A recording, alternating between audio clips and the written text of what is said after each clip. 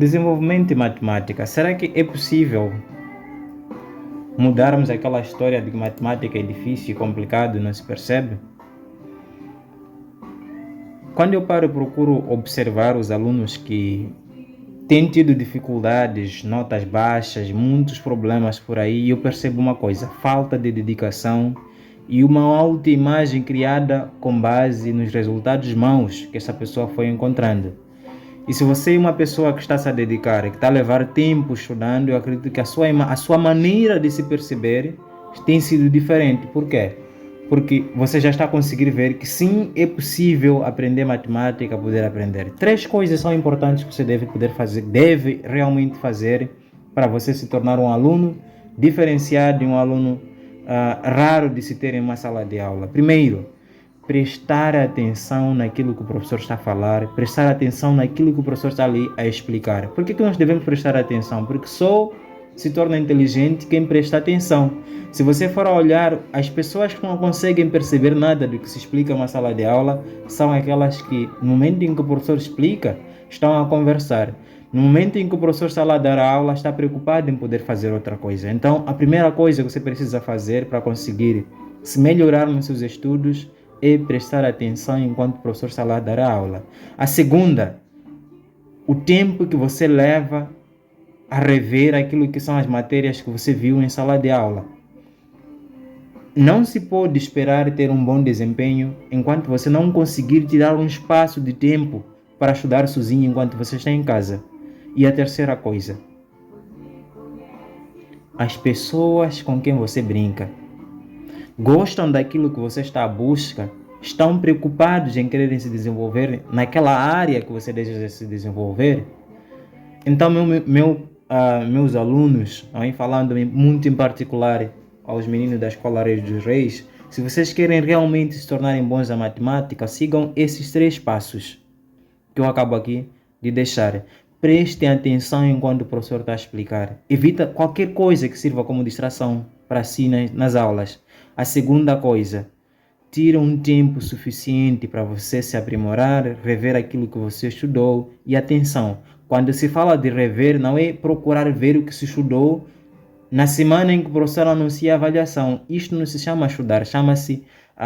você vai até conseguir rever tudo, mas vai ficar uma salada de letrinhas na sua cabeça. Tanto que você, no final da preparação, você não vai conseguir se recordar do passo a passo que o professor foi dando para poder te explicar aquilo que você tem ali no seu caderno. Então, como é que nós revemos os conteúdos? É a cada dia que você tem uma determinada aula. Naquele dia mesmo, se você conseguir chegar em casa, sentar-se e rever aquilo que você estudou, eu garanto que você vai ter acima de 90%, até 100% de compreensão daquilo que você viu em sala de aula. E a terceira coisa, brinque com pessoas que estão à busca de se melhorarem nos estudos.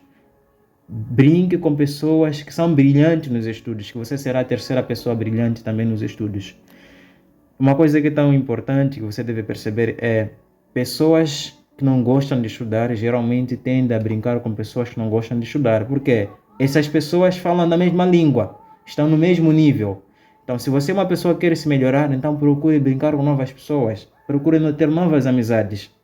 E é só desta maneira que nós conseguimos nos tornar bons na área de matemática. Fora daquilo que nós queríamos aqui falar? Não estamos fora, porque você precisa saber disto para saber operar com números fracionários. Você precisa ter essa consciência para que esta aula seja significativa para si. Então vamos fazer isto. Vamos nos aplicar e nos desenvolver. Porque se você for a fazer isso durante 2, 3, 4 semanas, você há de ver que no final dessas 4 semanas, o Antônio, o João, que você era ontem, a Maria, que você era ontem, será uma nova pessoa que vai estar ali na sua frente. Alguém que vai ser mais participativo nas aulas, um aluno que vai ser totalmente diferenciado. Então, é desta maneira como você deve procurar se posicionar para conseguir melhorar-se nos estudos, em qualquer área da sua vida. E eu sempre tenho dito, pague o preço por aquilo que você deseja alcançar. Não se tem como usufruir dos benefícios sem antes pagar o preço na vida. A ideia é, o que eu devo fazer para conseguir ter este benefício. Faça aquilo que deve ser feito e que só depois disto você conseguirá ter o benefício. E nós muitas das vezes o que nós queremos fazer? Nós nos focamos primeiro em querer tirar 20 na prova para depois sentar e estudar. Loucura, não é? Não se tem como você conseguir tirar 20 na prova assim antes de ter pago o preço. Como é que nós pagamos o preço do 20?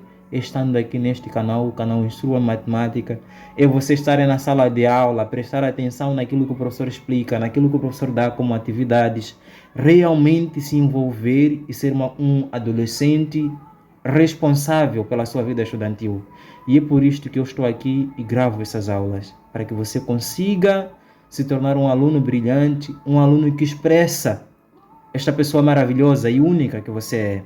Então vamos parar de pensar que matemática é complicada, matemática não se percebe, porque sim, pode se perceber, basta você fazer a sua parte. Então vamos a isto, vamos àquilo que é a nossa resolução do exercício do dia 2, ou seja, o tema, aquilo que nós vamos estar aqui a tratar no dia 2. Queremos aqui falar a respeito da adição e subtração de números fracionários. Professor, como é que nós trabalhamos com a adição e subtração de números fracionários? É uma coisa simples, prática. O que você precisa saber é apenas os princípios que norteiam, princípios que guiam os passos que você deve dar. Se você é um aluno que está na 7ª classe e um aluno que está na 6ª classe, 8ª, até mesmo 9ª, 11ª, 12ª classe, este aqui é um conteúdo para você, porque nós encontramos muitos exercícios que são necessários você saber operar com frações, adicionar e subtrair frações. Então, como é que nós trabalhamos? O primeiro, antes de nós avançarmos aqui, precisamos saber quando é que nós podemos adicionar ou subtrair frações. Você só pode adicionar ou subtrair frações quando eles têm mesmos denominadores. Professor, o que é esse numerador? O que é esse denominador? Em uma fração nós temos dois elementos. Temos um elemento que nós chamamos de numerador e temos outro elemento que nós chamamos de denominador. Então, se nós temos aqui a nossa fração A sobre B, considerando A e B números reais, ou seja, números inteiros, estaríamos aqui a dizer o que? O A que está por cima do nosso traço de fração aqui, recebe o nome de numerador. Então, temos aí A em numerador, B é denominador. B é denominador. Então, como é que nós trabalhamos com a operação com esses radicais? Para você conseguir adicionar ou subtrair uma fração, você deve verificar se aquela fração tem ou não, ou seja, aquelas frações que nós pretendemos adicionar ou subtrair, tem ou não mesmos denominadores. E só depois de você verificar que elas têm mesmos denominadores, você pode adicionar ou subtrair os numeradores mantendo o denominador. Então, eu acabo aqui de dizer que na adição de frações que possuem mesmos denominadores, nós adicionamos os numeradores e vamos ali manter o denominador. Então vamos aqui ver na prática como é que nós podemos fazer isso. Nós temos aqui nossos exemplos, não é? Temos aqui a linha A, a linha B, a linha C e a linha D. Observe que na linha A e B nós temos aqui a adição e na linha B nós temos ali a subtração. Como é que nós trabalhamos com essas operações? Veja que na linha A, onde nós temos a adição, temos aqui mesmos denominadores. Você tem 3 aqui e deste lado também tem 3. Então, quando isto acontece, para poder adicionar essas duas frações, o que você faz? Você deve manter o denominador, neste caso nosso denominador é 3, e a seguir adicionamos os numeradores. Então, ficamos ali com 2 mais 4.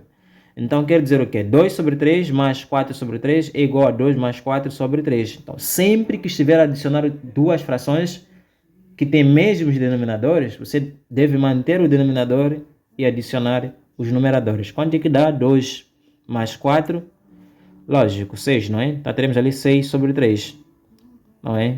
Temos ali 6 sobre 3. Então, este aqui seria o resultado, onde nós podemos até ainda simplificar aqui a nossa fração.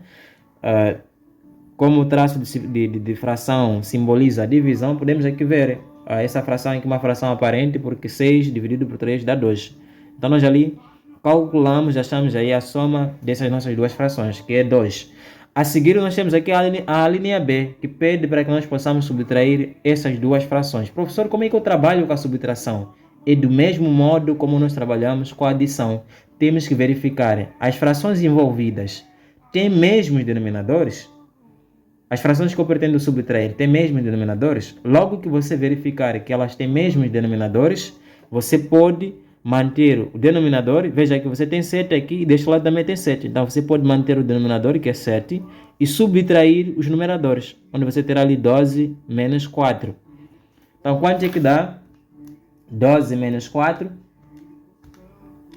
certo? 12 menos 4 é igual a 8. Então nós teríamos ali como resultado 8 sobre 7. Não é? Teríamos ali 8 sobre 7. Assim nós já achamos o resultado da nossa operação. Isso, pessoal, sempre que estiver a adicionar ou subtrair duas frações, tem de verificar se elas têm ou não mesmos denominadores. Então, se tiverem mesmos denominadores, você deve manter o denominador e subtrair ou adicionar os numeradores. Simples. Então, desta maneira. Agora vamos ver aqui na linha C. Na linha C, senhores, vejam que os denominadores aqui são diferentes. Você tem 18 e deste lado aqui tem 36. Então nós não podemos calcular aqui do jeito que nós fizemos aqui, que é manter o denominador, e adicionar ou subtrair os numeradores. Então, o que nós temos que fazer? Temos que criar mecanismos de reduzir as nossas frações ao mesmo denominador. Professor, como é que se faz a redução das frações ao mesmo denominador? Temos que achar o MMC, o menor múltiplo comum dos denominadores. Temos que aqui achar o menor múltiplo comum de 18 e 36. Existe ali o processo, se você não sabe como é que se faz o processo de cálculo de MMC, de dois números, aqui na descrição deste vídeo deixarei uma aula a te indicar como encontrar né? Como é que se trabalha com o processo de cálculo de MMC. Mas antes de nós avançarmos, quero lhe convidar nesse instante a poder se inscrever neste canal. Se inscreva no canal, que dessa maneira estará nos apoiar o nosso desenvolvimento aqui. Compartilhe esta aula para os grupos do WhatsApp em que você faz parte. Convida a outra malta para que possa vir aqui estudar conosco. E acima de tudo, deixa aqui o seu comentário. Fala daquilo que você achou dessa aula. O quanto ela contribuiu ou o que deve ser melhorado também no canal, na maneira como as aulas são apresentadas. Isto tudo vai nos ajudar a podermos nos organizar mais e, acima de tudo, a te atender naquilo que realmente se deve atender. Este que é o nosso propósito, facilitar a sua caminhada, facilitar os seus estudos e te ajudar, não é, a se tornar um aluno brilhante que você nasceu para ser. Então, podemos continuar? Sim, podemos. Então, sempre que nós estivermos a adicionar ou subtrair duas frações que têm denominadores diferentes, veja o que nós temos aqui, temos denominadores diferentes. Como é que nós trabalhamos? Nós devemos reduzir as frações ao mesmo denominador. Professor, como é que se reduz uma fração ao mesmo denominador? Achando o MMC dos denominadores. Então, para poder achar o MMC dos denominadores, existe aquele todo o processo que nós vimos. Nós temos de decompor os números em fatores primos. Depois de nós decompormos em fatores primos, temos que observar os fatores que são comuns e não comuns que possuem maior expoente. Não é? Então, vamos fazer isto aqui. Nós temos 18. Vamos decompor o 18 em fatores primos. Fazendo a decomposição, nós temos que pensar em um número. Temos que pensar no menor número primo, que é divisor de 18. Então, menor primo divisor de 18 é o 2. 18 dividido por 2 dá 9. Menor primo divisor de 9 é 3. Então, 9 dividido por 3 dá 3. Menor primo divisor de 3 é o 3. 3 dividido por 3 dá 1. Então, quero dizer o quê? 18 é igual a escrever 2 vezes 3 vezes 3, que é igual a escrever... Veja que você aqui tem produto de fatores. E nós vimos nas nossas últimas aulas, se você não fez parte disto, pode também passar ali na descrição, que deixarei o link desta aula, que se nós temos o produto de fatores iguais, aquele produto de fatores iguais pode ser escrito na forma de potência.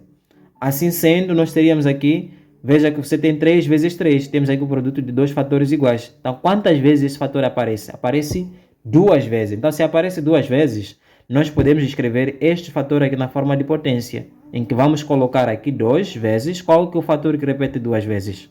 É o 3.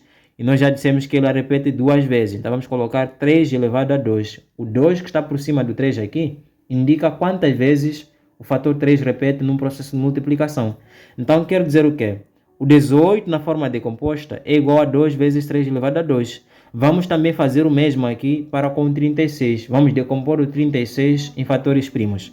Fazendo isto, teríamos aqui 36, feita a decomposição, temos que buscar um número primo menor, ou seja, um número primo menor, mas que seja divisor de 36. Menor primo que divide o 36.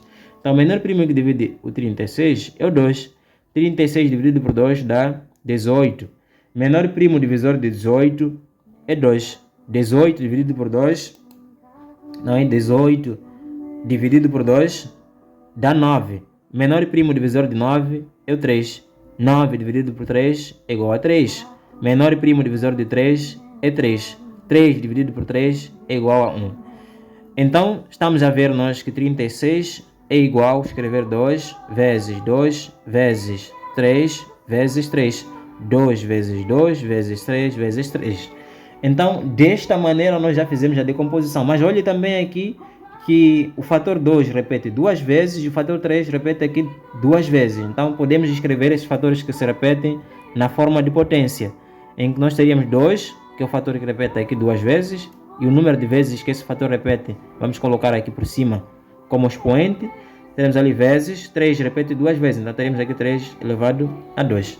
Senhores, depois de você fazer a decomposição, qual é o passo a seguir a ser dado? É você recordar-se como é que se acha o MMC, como é que se acha o menor múltiplo comum de dois números. Você tem que olhar aqui os fatores que você tem, fatores que compõem o 18 e os fatores que compõem o 36.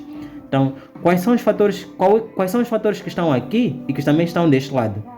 Tem 2 aqui e deste lado também tem 2. Então, quais destes 2 aqui tem maior expoente? Então é este aqui, 2 elevado a 2.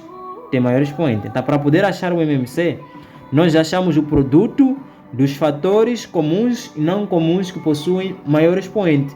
Então, o MMC do 18 e 36 será dado por, teremos ali 2 elevado a 2, que é o fator que é comum aqui, mas que o que tem maior expoente é 2 elevado a 2. Também vamos verificar aqui, temos 3 elevado a 2, e deste lado também temos o fator 3. Fator 3, fator 3. Mas olha aqui, os dois fatores possuem mesmo expoente. Professor, como é que eu trabalho quando isto acontece? Como é que eu calculo o MMC em que eu tenho lá fatores que apresentam mesmo expoente? Você escolhe apenas um dos fatores. Então nós teríamos ali 2 elevado a 2 vezes 3 elevado a 2. Quanto é que dá 2 elevado a 2? 2 elevado a 2 dá 4, porque é 2 vezes 2. Teríamos ali 4. Vezes 3 elevado a 2, é o mesmo que escrever 3 vezes 3, que dá 9. Agora, quanto é que dá 4 vezes 9? 4 vezes 9 dá 36. Então, nós já conseguimos ali achar o menor múltiplo comum do 18 e 36. Professor, quando eu estiver a resolver um exercício assim, eu preciso fazer isto aqui? Não, você vai fazer isso aqui no rascunho. Por isso que é muito importante você praticar, para que você consiga ter um bom domínio ao calcular, não é? Ao trabalhar com exercícios que envolvem esta questão. A seguir, depois de você saber qual é o MMC do 2 e 3, o que você faz? Volta para aqui, na linha C, do que nós queríamos ali resolver. Então, como é que nós vamos trabalhar agora na linha C? Nós já sabemos que o MMC de 2, do 18 e 36 é 36. Então, vamos nos perguntar aqui, não é? Vamos aqui nos questionar. Com que número temos que multiplicar o 18 para dar 36? Lógico, 2, não é? Com que número temos que multiplicar o 36 para dar 36? Lógico, tem que ser 1. Senhores, o número que nós colocamos aqui, multiplicamos com ele o numerador e o mesmo número devemos multiplicar com ele o denominador. Do mesmo modo aqui, o 1 que nós colocamos aqui, multiplicamos com ele o numerador e o mesmo 1 deve ser multiplicado com ele o denominador. Fazendo isto, quanto que seria aqui? Teríamos 2 vezes 3. Quanto que dá 2 vezes 3? Certo, 2 vezes 3 dá 6. Então nós teríamos ali 6. 2 vezes 18, certo, dá 36.